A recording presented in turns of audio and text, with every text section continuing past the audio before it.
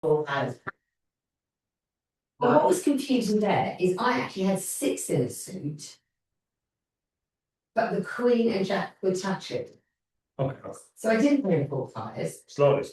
If you're doing opening lead, we're doing opening lead. It's a big subject. I usually do 2 lessons on opening leads, but let's try to squeeze it into 1. And if not, we'll add more for next week. Okay, our lesson today is on opening lead. Opening lead means the first player that starts the game, which is always the opponent sitting to the left of the declarer, and always only after the bidding has finished. Okay, we had the 3 passes. We know what's the contract. We know what's the trump suit. We know who's the declarer. We know who's the dummy. Okay, before that, the game does not start. And it will always be the defender, again, sitting to the left of the declarer. Okay, so we know where we are. We are just focusing on that instance, not on the continuation of the defense. This is a different course. Okay.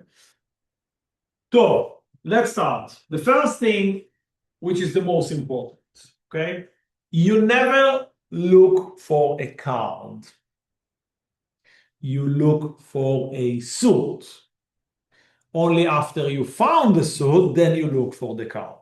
Okay, so I'll repeat again slowly. The opening lead is divided into 2 sections, and they are completely different. Okay, the first section is which suit should I lead? You have 4 suits in your hand, sometimes only 3 if you have a void, but generally speaking, we have 4 suits. Your first step is to think which suit I should lead. And by the way, this is the more important part than the specific card. Okay? Excuse me, sorry. Yes. Are we talking about a no trump contract or a suit contract? Doesn't matter. Doesn't matter. No. Okay. It will be the same. And the specific parameters and decisions could be very different if it's a trump or a no. Okay? But the strategy or the technique, how I approach to it is not different. Okay? So the meaning is, for instance, okay, let's say that you have only 1 card in diamond, singleton diamond. Would you lead it or not? The answer depends on the final contract. So for instance, if the final contract is 4 hearts, I might choose to lead a diamond. Why? Because creating a void, I might be able to use my trumps very quickly after that. Okay? If the contract is 2 no trump, why would I lead a singleton diamond? That's not, there is no advantage in that. Okay? So that's what I meant to say, that the way that I'm thinking or about what to do is affected by whether it's a no trump or a trump contract. But the stages or my strategy how to choose the card is the same. Does it make sense? So first of all, choose the suit. How do I choose the suit? That's a difficult question. Okay, and how to choose the suit is affected by many parameters. One of them is what is the final contract. Another is what did my partner bid, if they bid. Another is what my opponents have bid, and of course another, what are my actual cards. Okay, so all of those parameters will help me to decide what to choose. Okay, but still I'm not looking for a card. I'm looking for a suit. Okay, this is the most important part to understand, that you are not looking for a card to begin with. Most people are looking for a card. Okay, so don't look for the card, look for the suit. After you have chosen the suit, then it comes to your question, and we'll discuss it. Okay, so we have 2 parts. I'll try to cover everything in one lesson. Again, it's a bit condensed, but I'll try. Maximum next week we can add more about each one of them, but I'll try to do everything in one go. So if you can make it next week. Okay, so choosing the suit that we want to lead is affected very heavily by the final contract. If it's a no-trump contract, the main parameter is always in no-trump contract.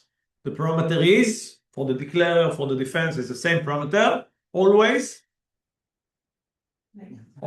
length. Always length. Why? Because length means that after a few rounds, we hope to be the only one with the suit, and then we can win.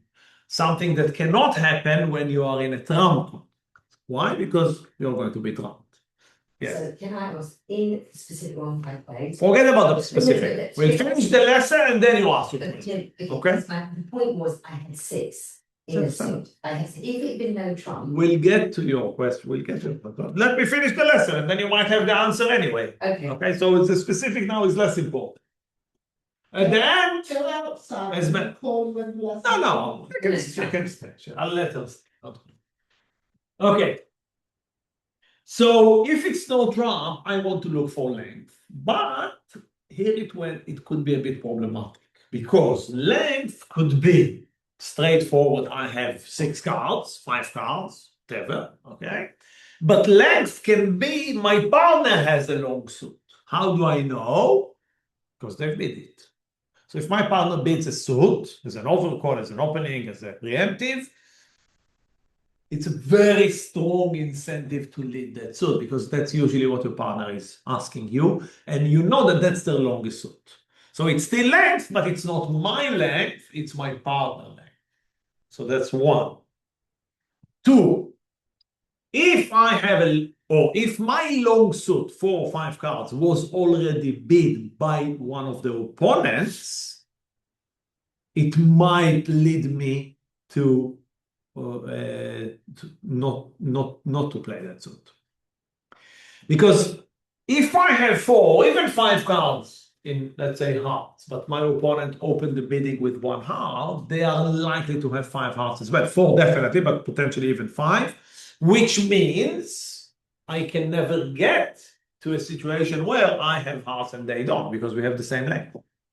And what's the hope? If I have 5 cards in hearts, my hope is that no one has more than, let's say, 3. And then after 3 rounds, everybody ran out. Well, unless my partner has more. Okay, but and then after 3 rounds, everybody ran out and I can win extra tricks. That's my goal. Okay.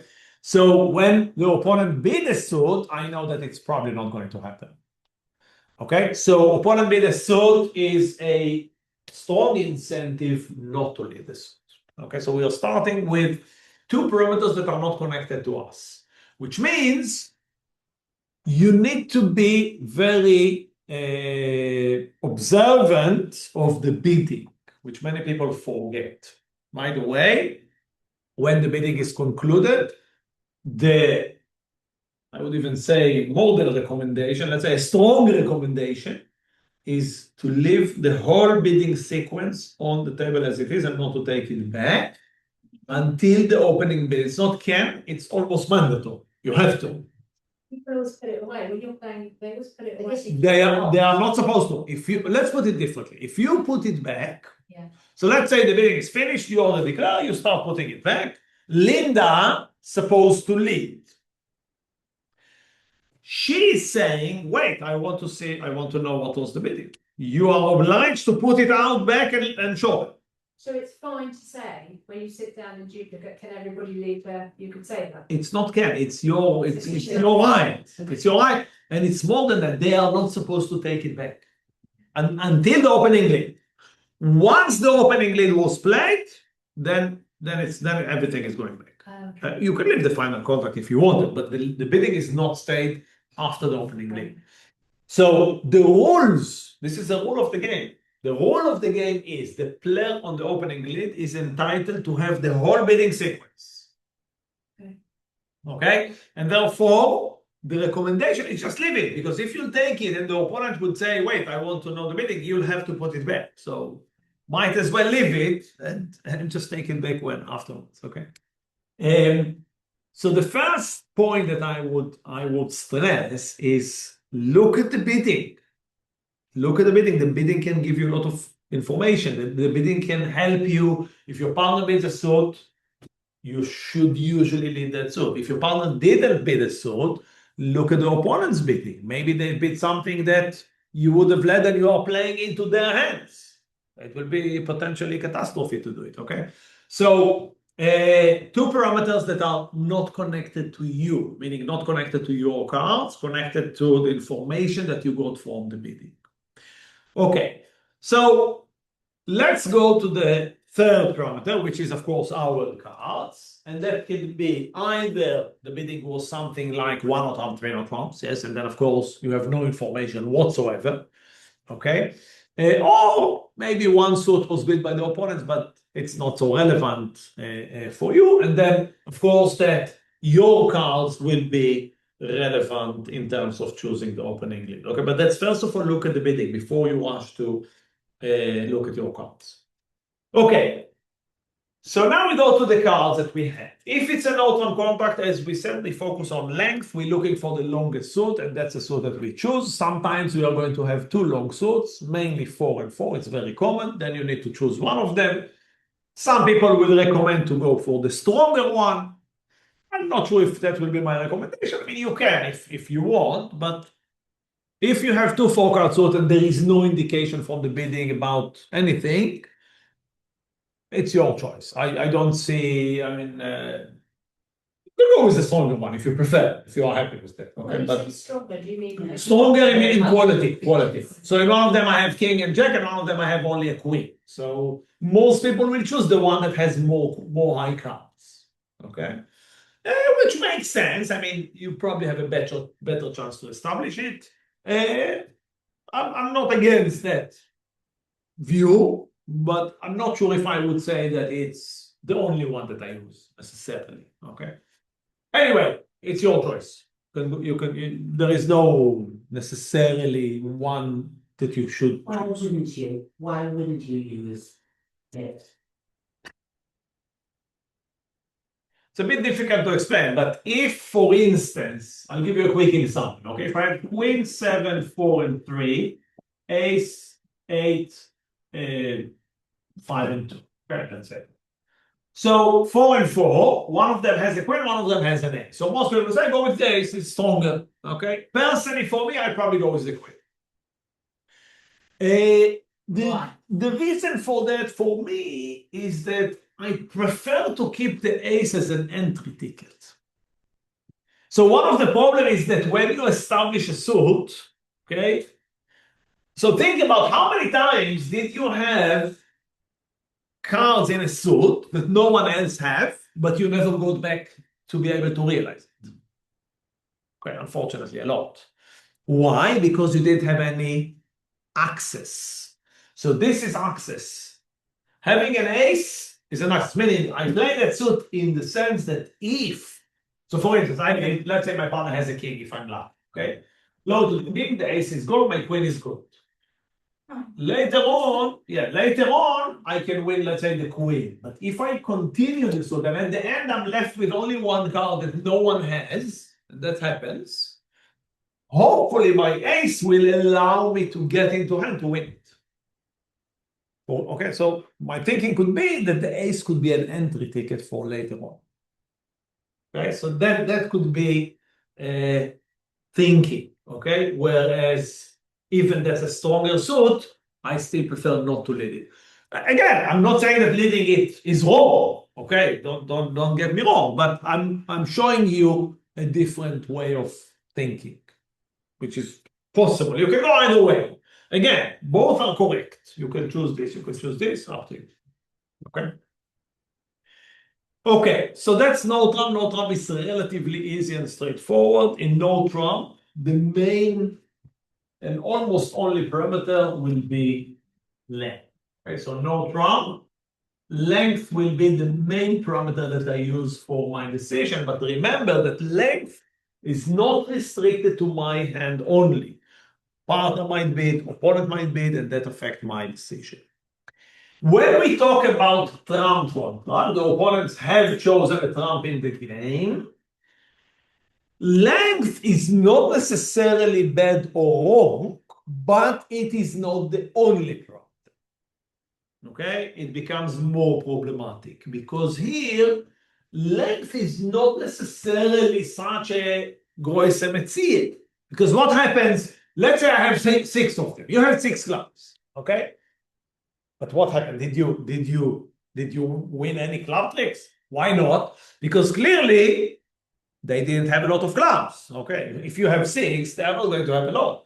So Linda or Esther will trump you very early, probably. Okay, they might have 2 or 1. But if you are lucky, one of them will have 3. Okay. But on the other hand, it's not necessarily bad. Okay, it's not as effective as against an no-trump contract, where 6 cards means that you might be able to win 3 tricks.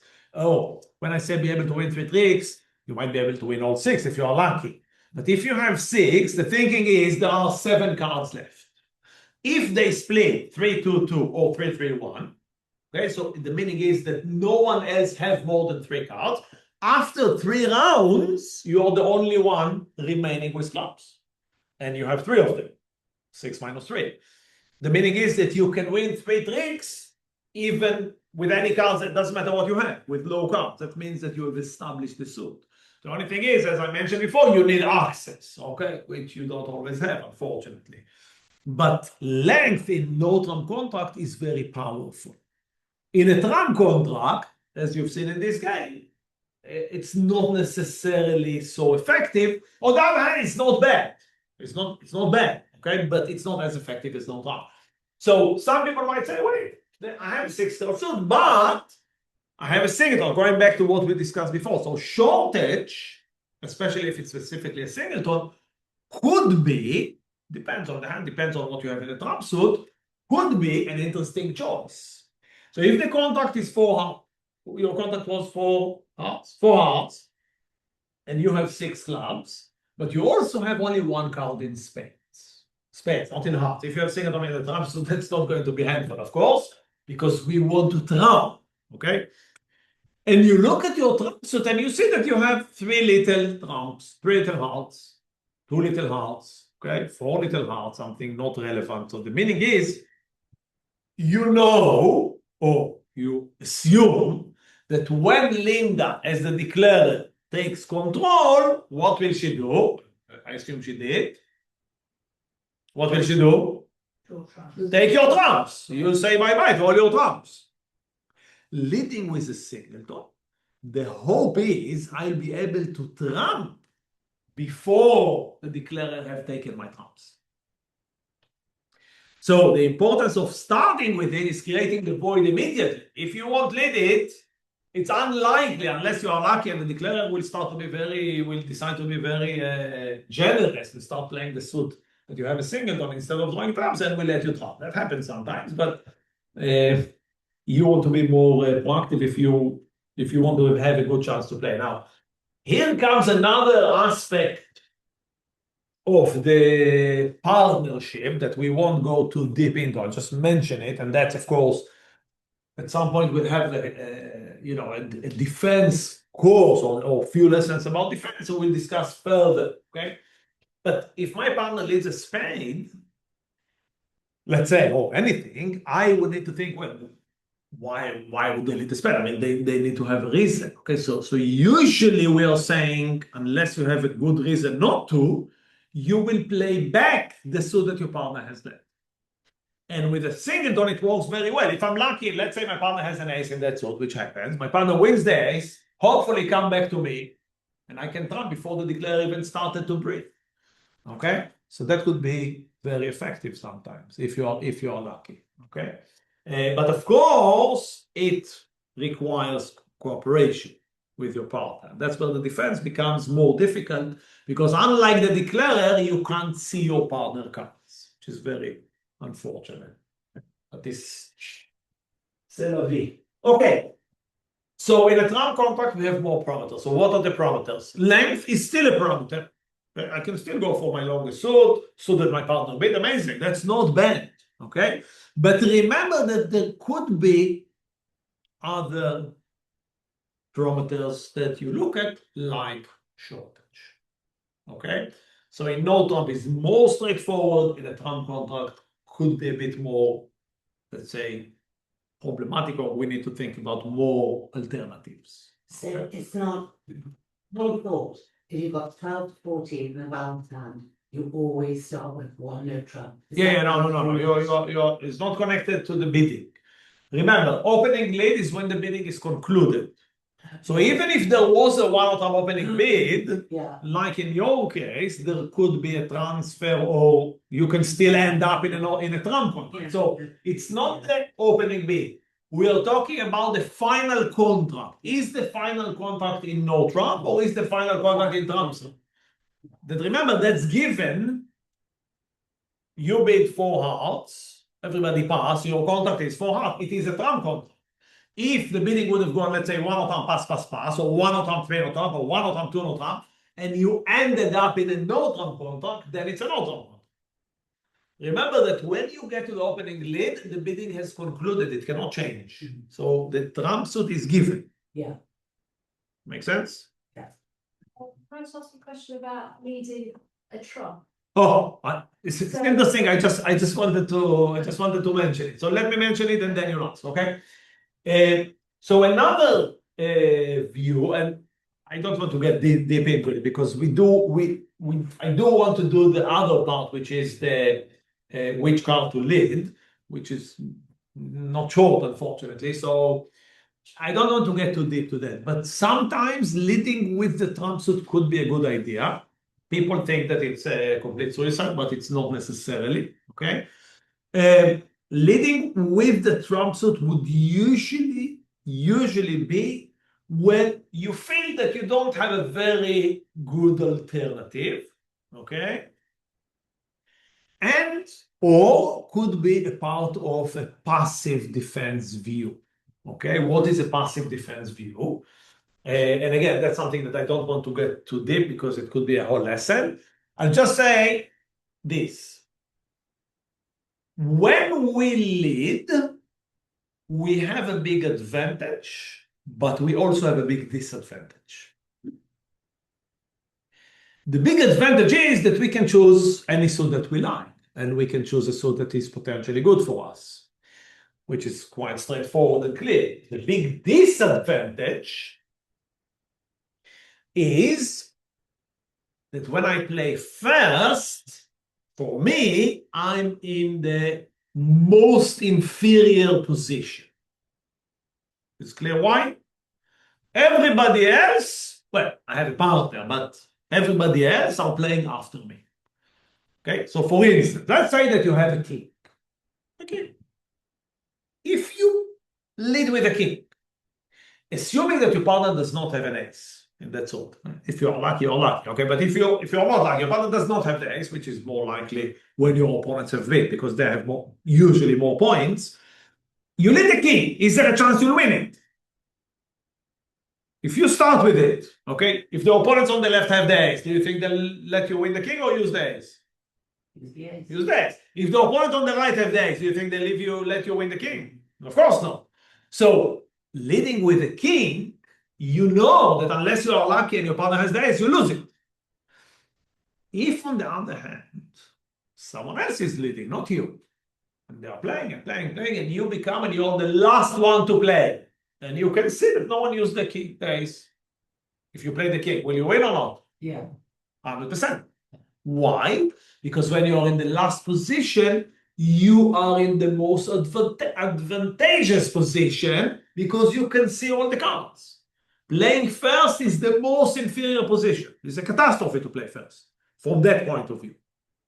Okay? So at the same time, you have a big advantage and a big disadvantage. You have to keep it in mind. So choosing the passive defense means I feel that the advantage of choosing the suit that is played is not that important compared to the disadvantage that I'm starting and I'm playing into the hands of the declarer. Remember, when you start the opening lead, the declarer is always the last one to play because you are on the left. Those are the rules of the game. Playing a trump suit basically means I am playing passive. I assume that my opponents have a lot of trumps and good ones. Okay, if they choose trumps, so they are likely to have a lot of them. Not necessarily would they have all the high cards always, okay, but you know, likely that they have good trumps. And basically, I'm saying, I'm letting you win this trick, okay? But my king or queen in other suits, okay, have a potential better chance to win when someone else is initiating.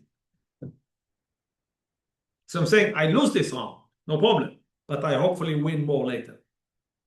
This is being more patient slash passive. Passive defense means that I'm not trying to win tricks. I'm not playing suits where I have my cards, the opposite. So I know that for many people it's very counterintuitive, but I will tell you that when I play against a trump contract, probably 50% of the time, 40-50% of the time, I'll play passive and not active. So it's not necessarily a bad idea.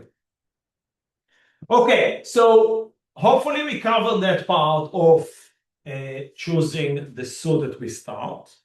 Do you still have a question about leading a trump, or is it clear? It was Emmett who had a. Yeah, no, I was just thinking about it in terms of if you just think about the way the bidding's gone and say these two have been bidding and I feel like Linda has chosen the suit that she prefer to be in trumps, but maybe I'm thinking to myself she hasn't got that many trumps. I was wondering whether you need a trump to get the dummy to then have one less trump. Like she might It's another aspect of leading trump, trying to force them to draw their trumps or to get rid of the trumps in the sign where the trumps are short. I'm thinking, sorry to interrupt, I'm thinking that, like, for example, say you've got like a one trump and it's a 2 or something. You're probably unlikely to win it anyway. So maybe it can be more useful. Just get her a chair. I'll be opposite. So if you're Yeah, with a listen, rubbish trump- the problem is the thinking of trying to get rid of trumps on the opponents is fine, okay? It could be advantageous, okay? But there is a chair. Sorry, I didn't see it. I didn't see it. Fine, not me. Oh, God, Richard was here. I was thinking Specifically having a single, no, we have it. Sorry, my mistake. There was a chair. I haven't realized. Then the problem with a singleton trump specifically, it could be dangerous. I'm not sure if I would recommend to lead a singleton trump, and the reason is when you have a singleton trump, your partner might have 3 or 4 of them, or I would say even likely, unless you have a very good reason to believe that your opponents have, many trumps. Yeah. But if they have 8 or 9, your partner will have 3 or 4. Okay, and if they have a picture card, a jack or a queen, not an ace. An ace is less of a problem because they can win it. But if they have a jack or a queen or a king, when you lead it, you potentially help the declarer capture your partner's high card. If you don't lead it, the declarer might have to lose that card. Especially when your partner has the queen or the jack specifically. They are the most problematic cards. Because if the declarer plays the ace and the king, your partner will win the queen. But if you lead the suit and your partner is playing third, he plays the queen, or she plays the queen, the declarer will capture it with the king or the ace, and then the queen is gone. So, or even a jack. Even a jack can win. If your partner has 4 with the jack, declarer plays ace, king, queen, then your partner might win the jack. to wait till the game is going. Yeah, I would recommend to lead a trump suit when you have 2 or 3 of them, low cards. Okay. Or even if you have the ace. The ace is not relevant. The ace is the least relevant card in a trump suit because it's an ace. I mean, whether you play it first or second or third or fourth, this is the opposite of the example I've given before when you have a queen or a king. those are problematic cards. If you start with them, you'll definitely lose them. Unless you're lucky and your partner has it, okay? An ace is not relevant in a trump suit. You play it first, you win. You play it second, you win. You play it fourth, you win. I mean, the ace will win wherever you play, okay? Because it's the highest anyway, okay? But having a more soft value like a queen or a jack or even a king is more problematic. Those are the cards that I'm trying to protect. So, yeah, let's go quickly to finish the second part that I wanted to do. And this is which card to lead. Again, we can go back and have another lesson on and discuss more about how to choose the suit. Okay. So you missed. I'll do a quick sum. You missed the first part, and it's not connected to the second. So you joined in good time. And the first part was how we're in the opening lead. Is the first card that played. Declare is on my right. The bidding is concluded. The final contract is known. Esther, for your question, we know if it's a no trump or if it's a trump suit and what is the trump suit. But I am the one that must play the first card. So I'm sitting left of the declare. And the question is, how do I choose the card? So we started by saying you're not choosing the card. You're choosing the suit, first of all. And all we did so far was how to choose the suit. Length, if it's a no-trump contract. If it's a trump contract, it could be length, it could be maybe shortage, it could be trump, could be passive, could be more problematic. But the main thing that I want to say, many people forget, examine the bidding. Look at the bidding. Look at what everybody bid. Maybe your partner bid something. If you forget to lead their suit, they might not play with you again. Look at the opponent's bidding. Okay? Is it true you would not start with what your opponent has bid? Exactly. If my opponents have bid a suit, I would usually not play it. If Yeah. my partner bid a suit, I would usually play it. Yeah. But it requires for me to look at the bidding. Yeah. Many people in the defense or in the opening lead, okay, they bid. I'm thinking about the dinner or I'm going to do later. And you feel like you are not so involved. Look at the bidding. It could help you in the opening lead and in defense. The opponents bidding, they are trying to exchange information between them, but you can eavesdrop. You can use that information against them. That's what you should do. Okay? Okay, so finish this. You chose a suit, whatever it is. Now comes the part of which card from that suit should I play specifically. Make sense? But remember, you already chose the suit. You are not asking again that question. It's already given. I'm going to lead heart. I'm going to lead club, whatever it is. Okay. Choosing the suit has two goals. Choosing the specific card. So one goal is to try and maximize the number of tricks that we are going to win in that suit. Make sense? I don't want to lose tricks if I don't have to. That makes sense. The second part, which is the more problematic, less sophisticated, less delicate, is communicate with my partner what I have in that suit to help my partner decide what to do. Make sense so far? Okay. So not so easy necessarily. Let's see what do we do. Let's start with an easy example. I have king, queen, jack, and 3. And let's start with the question, how do I make sure that I'm not losing tricks unnecessarily? Okay. Now, if I play the 3, let's assume that the opponents have the ace, which is very, very likely. Okay. Remember, your opponents bid, they usually have more points than you. Therefore, if you have the king, queen, jack, in most cases, they will have the ace. Okay. Again, it's not guaranteed. Sometimes your partner will have the ace, but let's assume that your partner does not have the ace, which is, again, much more likely. If I play the 3, okay, is it likely or do we think that the opponents will use their ace, or they might use a 9 or a 10 to win?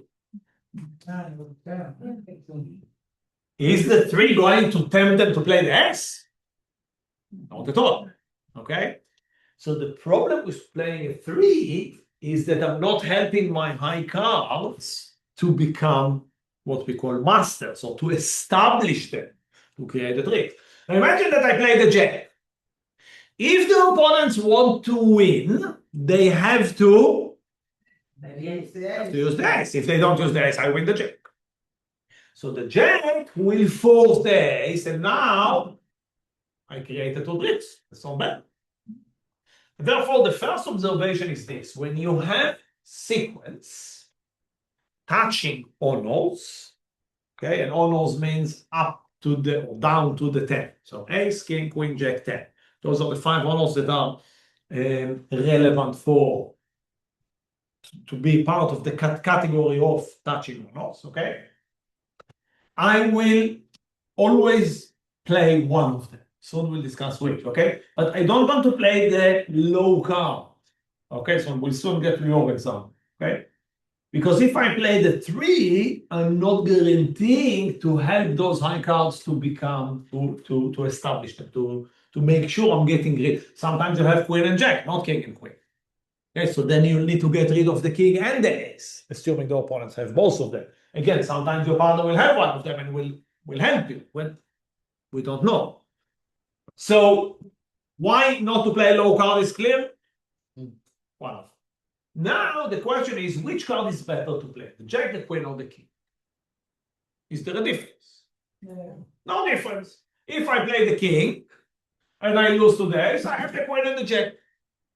If I play the queen and I lose it to the ace, I have the king and the jack. Still 2 tricks. And if I play the jack, which is by the way, from my experience, this is always the first intention. Players would usually play the jack. That would be the logic. What? Why waste the king or a queen when you can waste the jack? And I can understand that.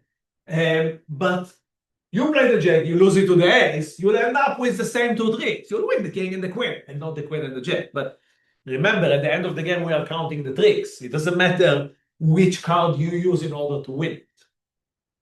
And therefore, there is no difference. You can play any of them. Agreed so far? Okay.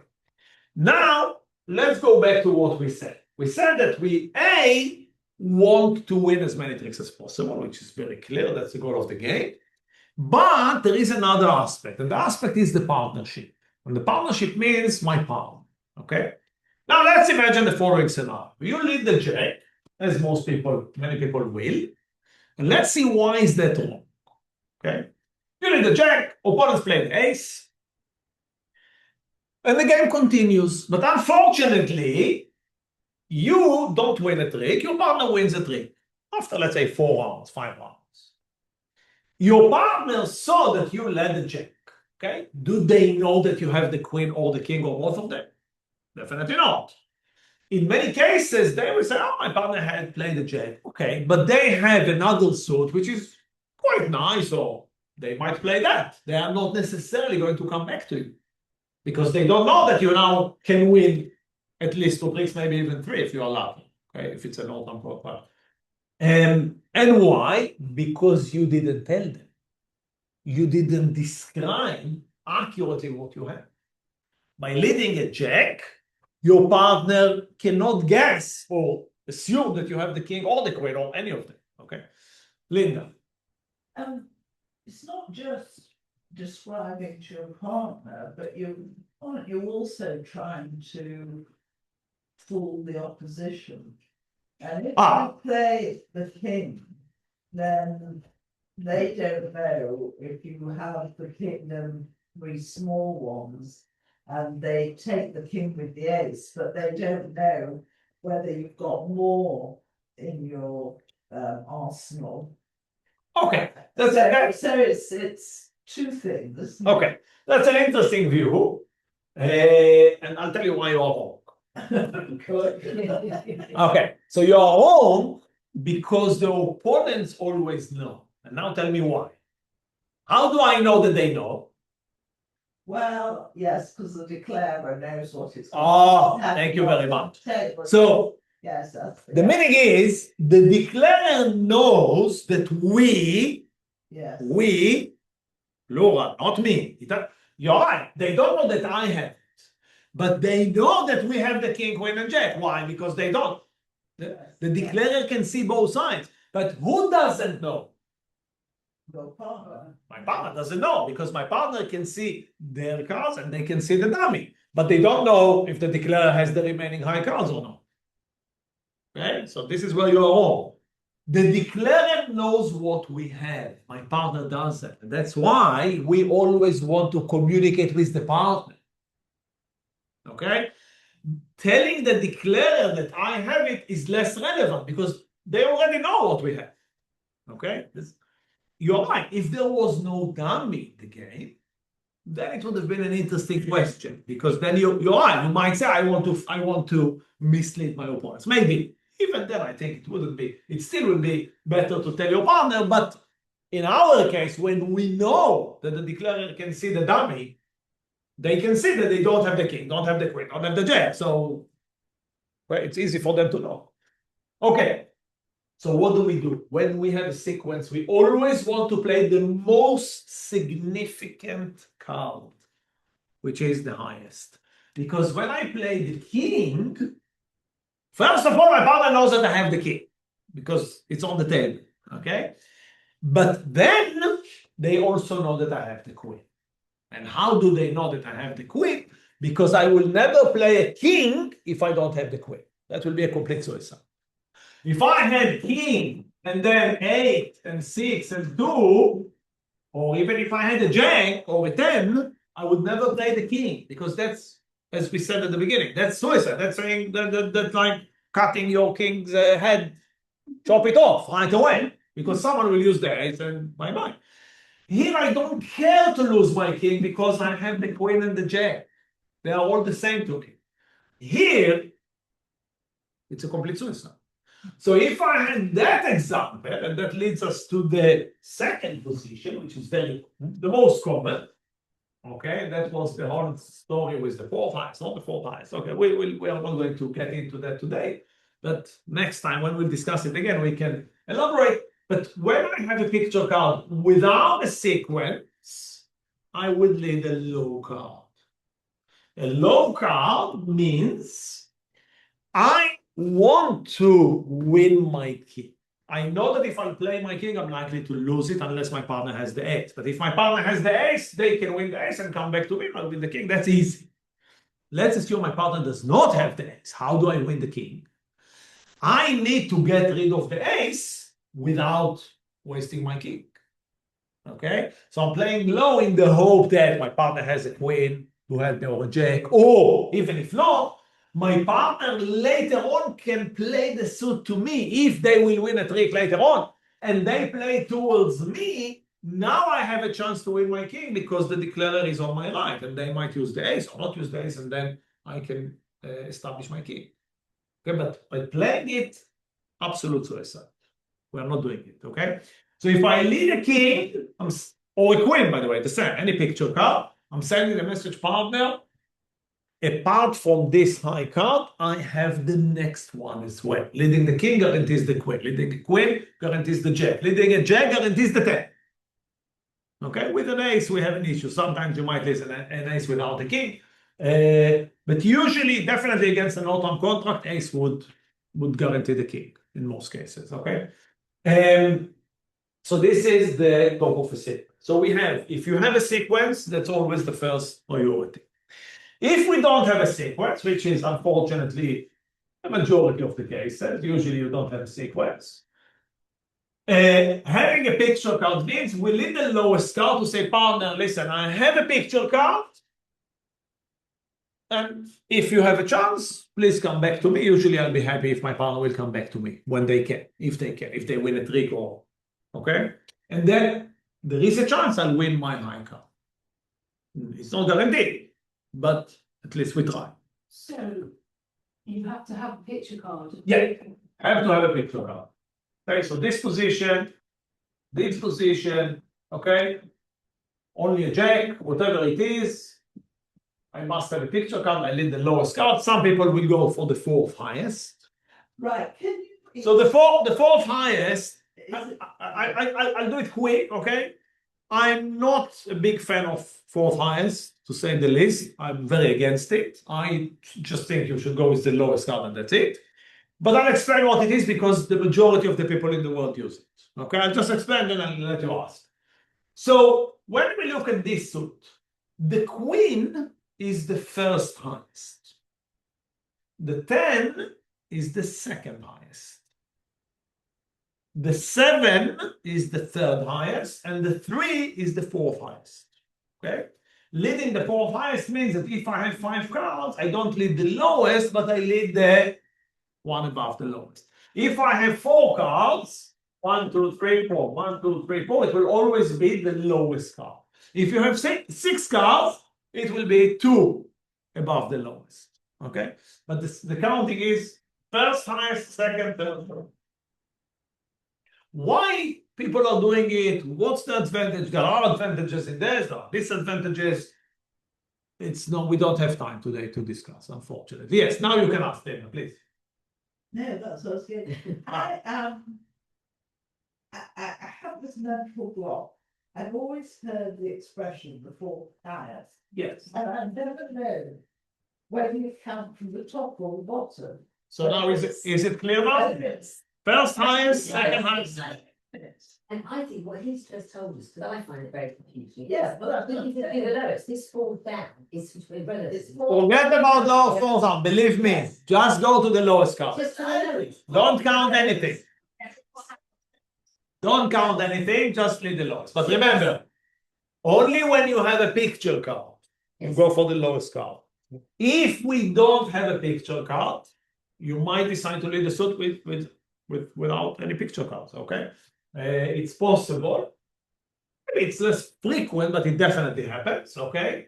In those cases, we don't want to lead a low card because then we are misleading our partner to think that we have a picture card. And therefore, here we will lead the top of nothing. That's the third, okay? Top of nothing. When the nothing means no picture cards, yes, it's not nothing at all. And I lead a 9. So when my partner leads a relatively high card, like an 8 or a 9 or a 7, I would suspect that usually that's their highest card and they have nothing above it. And what it could help in those cases, I might not come back to them in that sort of. It's up to, I might still do it, it's up to me, but I'm not going to expect them to have a king or an ace or a queen because they have led the top of nothing. Okay, so we finished the base of opening leads. There are extras that I will be happy to add for both parts. Okay, both for the choosing the suit. There are more things that we can discuss, and also here. Don't lead away from an ace and the internal sequence. There are positions that are a little bit more sophisticated. We have a double tone, single tone, mud maybe. Anyway, there are a few more things, but for today, this is basic opening leads. We will have a second lesson to complete a few more aspects. Well, we have notes. Yes, you'll have notes and you'll have a record of the lesson even. Yes. Is there a hierarchy? If you've got 2 4-card suits, one of them's got no picture card, and the other suit has got a picture card, do you lead the highest of the suit like that, or do you lead the lowest in the suit with a picture card? Okay. So this question, I'll just repeat it quickly. The question is, if I have 2 4-card suits and one is stronger than the other, or significantly or specifically where one 4 cards has no picture cards at all. Because at the beginning we discussed that already, and I given an example where both of them has picture cards, but one was stronger than the other. You are saying what happens if one is completely weak. Listen, conceptually there is no difference. Still, first of all, it's a question for the first part of the lesson or the second. Not that it's a problem, yes? But it's connected still to the question which suit to lead and not which card to lead. You understand what I'm saying? Okay. But wouldn't it depend on whether the suits were majors or minors. Whether it's petros or minors, less relevant. More important is there a trump in the game? The bidding, of course. Yeah. Um, so it's hard for me to answer that. If you want a quick answer, okay? Against a trump contract, Yeah. likely that I lead the suit when I don't have a picture card, choosing a more passive view. Okay, again, assuming that those suits were not bid by my partner or by the opponents, etc., or my partner did bid, yeah, so we assume that we don't have too much information from the bidding. If it's a no trump contract, I'm more likely to go with the one with the picture card. With the picture card, because 4 little cards, the chance to be able to establish it and to get to win, I mean, it's a bit of a long shot. So probably I would go with the one with the picture card, more likely. But again, it's not, it's still a decision, and you know, depends on what is specifically. So if the contract is 1 no trump, and if the contract is 3 no trumps, it also could change my view. Also, the remaining cards that I have in the 2 other suits could change my view. If my other 2 suits are very strong in high cards, I might still go with the 4 little ones potentially. Rather than So again, it's a difficult question. I don't. It's hard to answer that. There are too many parameters to think about. But the bottom line is both options are correct. You can choose to go with that, and then you lead the top of nothing with the weak one. You can go with the one with the picture cards and lead the lowest card. So both are fine. Both are correct. Which one to choose? It's opening lead is the most problematic, elusive, and unclear position in bridge, because it's the only position in the game that you are playing without seeing the dummy. The only move, only the first card. Once the first card was played, the dummy is revealed, and once the dummy is revealed, everything changes. You get a lot of information from the dummy, and later on in the game you use that information. Okay, so then the question is very different, because wait, what's on the dummy? That will help me decide. But the opening lead, you are in the dark, and it's there is a lot of guessing in it, and you know, you never know. There is no, you know, correct or definitely correct answer, or there is successful, unsuccessful decision, but okay, last questions. Yeah, Yes, of course. Michelle. You referred to the 10 Jack Queen King Ace of the touching cards. Yeah, so the meaning of that is that those 5 cards are defined as picture cards. Okay, so Ace King sequence, King Queen sequence, Queen Jack sequence, Jack 10 sequence, 10 9 sequence, 9 8 not sequence. Okay, it's not considered a sequence if you have 9 8. Okay, so if I have, that's more relevant. So for instance, if you have, I don't know, anyway, those are the sequence. When we'll discuss internal sequence, you'll see where it becomes relevant. Okay, but all the cards that are lower than that, if you have, let's say, 7 and 6 or 8 and 7, it has no relevance for the opening lead whatsoever. It does not affect my opening lead. Okay, only when the sequence is at least the minimum is 10 and 9, not less than that. Okay. Good. Enough for today. So if you need a 10, you're guaranteeing you got 9. Yes, and here this is something we need to do in the second lesson, because what happens if you have the highest card is the 10, which is not a picture card, but you don't have the 9. And then the top of nothing tells us to lead the 10, but then your partner might think you have the 9. So there is a problem there. Yes, there are some issues in opening leads. What I've given you is the base, but there are all those little, you know, problems that I leave it for the next. Okay, so the second lesson will complete everything that we left open here. Okay, if that makes sense. Right, that's next week, yes. Yeah, why not? If you're here, yeah, Yeah, next week. the week after is bank holidays. The week after is back. So next week we'll try to finish that. Yeah, we'll definitely do one more lesson. We'll wrap it up very nicely, this subject. Okay. Okay, wonderful. Thank you very much.